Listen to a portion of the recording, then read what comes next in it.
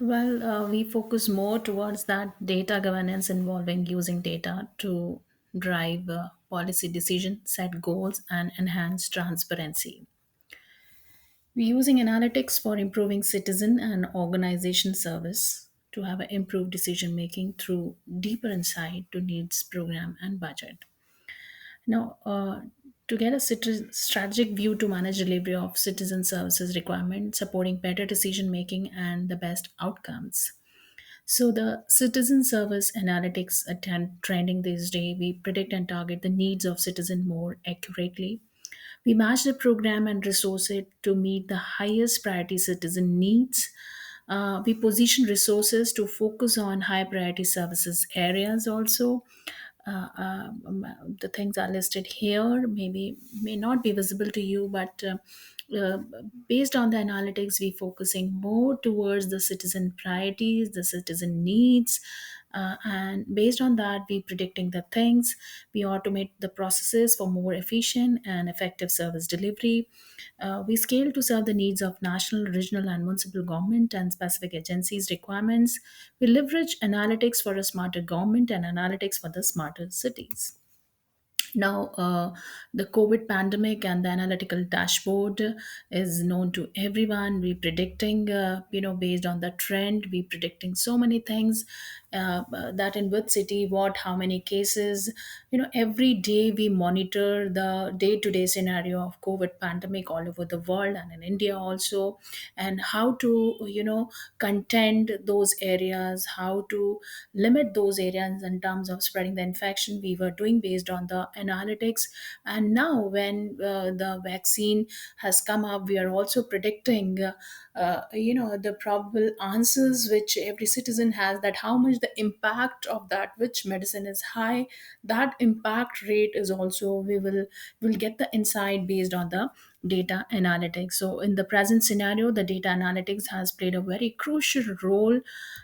Moving ahead, based on the few discussion we discussed in the previous session, I have one question to each one of you: how data analytics can help transform the face of digital India for a better, smarter, and brighter tomorrow. Towards the end, we will have a brainstorming on this, having your views, because you serving different departments, government departments of India, and how we going to leverage the data and data analytics for having a better, smarter, and brighter tomorrow.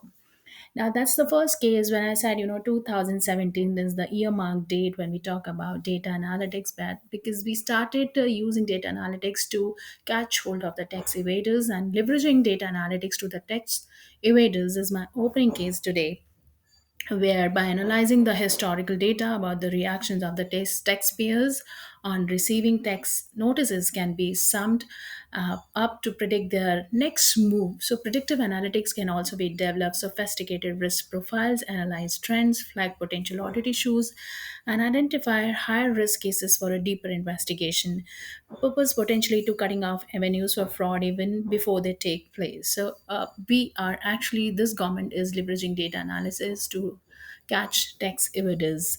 Even you can analyze who are the shell companies, you can flag where the high potential risk is there. So these all things are possible today because we are doing a data analytics, both your historical data, that is the diagnostic analytics to the predictive analytics.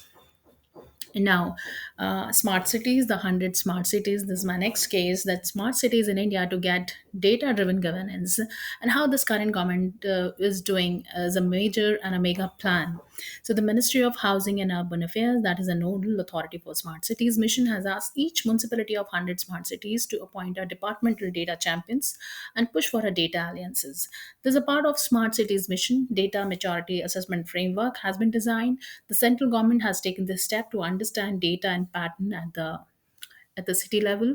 And this project will drive 2,000 to 6,000 terabytes of data from traffic systems, CCTV cameras, water flow sensors, amongst the others. So we capture the data of of all the smart cities concept. Instruments which we're using, we capture the data, and that data can be used for the framing that data maturity assessment framework for the better monitoring, to providing the data, a data driven services, more citizen centric approach.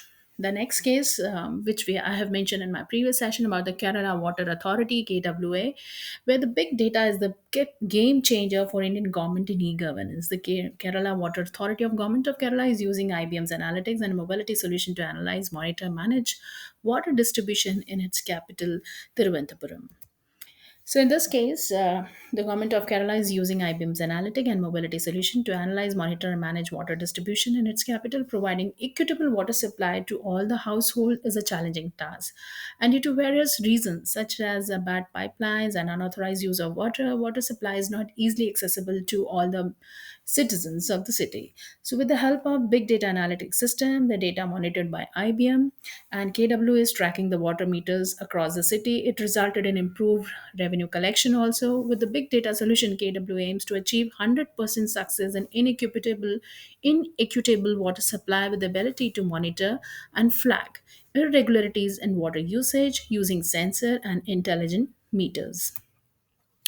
The next case will discuss how government to conduct skill mapping of return workers during that pandemic, and it is a very talked about topic. During the pandemic, suddenly we see there is a migrant labors, the people are coming back from outside India also, and government has conducted a skill mapping of the return workers. So this scheme is a joint initiative of the ministry, the Ministry of Civil Aviation, and the Ministry of External Affairs, which aims to create a database of a qualified citizen based on their skill sets and experience to tap into fulfill the demand of India and foreign companies. It is well known in the newspapers and everywhere the Swadesh, that is the skilled workers arrival database, has been created with the millions of migrant workers returning home from the different parts of India and from other countries. So the Union Cabinet approved a scheme Swadesh for the employment support to conduct a skill mapping exercise of these workers, which is again a big success in terms of talking about the data analytics and providing a skill mapping avenues and the employability of the people, the migrant workers, the villagers, and the people who are coming outside the country in their local areas. Now, this is another very talked about topic, that is India's national data analytics platform. And what is this? So, India think tank Niti Aayog will create a national data and analytics platform to all the government data available to the stakeholders in a very easy format. Now, what is the mission of NADP? To standardize data across multiple government and sources, provide flexible analytics, and make it easily accessible in formats conducive for research, so that you can use it for your research purpose, innovation, policy making, and public consumptions also. Now, NADP will provide access to data from multiple sectors in a one place. Like we have a Singapore government, they have their portal. US, in a similar manner, we also have a datagov.in. But the ultimate aim of this project is to provide and access the data from multiple sector in one place, whether it is a finance, health, education, agriculture. You can visualize, you can have the metadata, you can see the analytics, so the user can see the all data from one single platform. Data will be sourced from different central and state ministries and departments. This will be presented using a common schema with a clear definition and narratives to help the user navigate the difference between the similar data and from different sources also.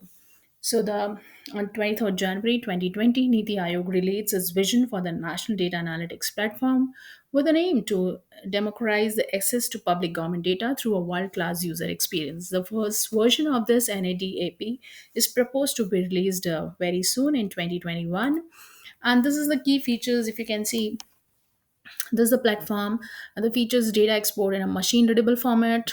They have a common schema across for all the sectors. The data or database of innovation with public data, user-friendly search engines, and social media shares. So these are the remarkable feature of NDAP, and the benefits is we are using R, Tableau, and SAS and enable across the sectoral analysis. If you can see the users, yes, users can be a researcher, academician, data scientists, innovators, policymaker, journalist, citizen, general public can access this data of the different sources of different ministries and departments through one single portal. And these are the few important links. If you want, you can must explore like Worldometers, from where you can see the complete dashboard of the COVID and the how the internet statistics is moving of different countries. You can also see.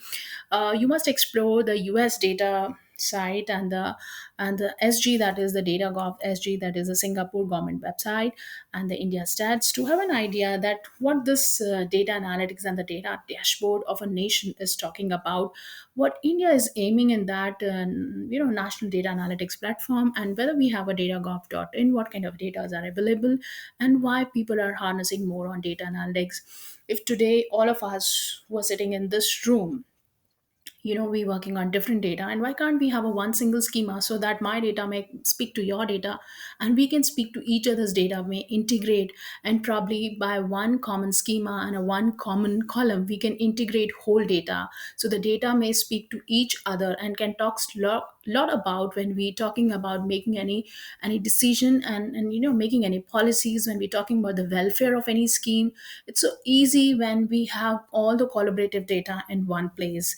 So that's all for today's session. And today, towards the end, I may conclude that Indian government has always shown a keen interest in adopting new technologies, especially the big data and AI, and it's functioning in states like Karnataka, Odisha, Madhya Pradesh, Andhra Pradesh, Telangana have entrenched data analytic policies.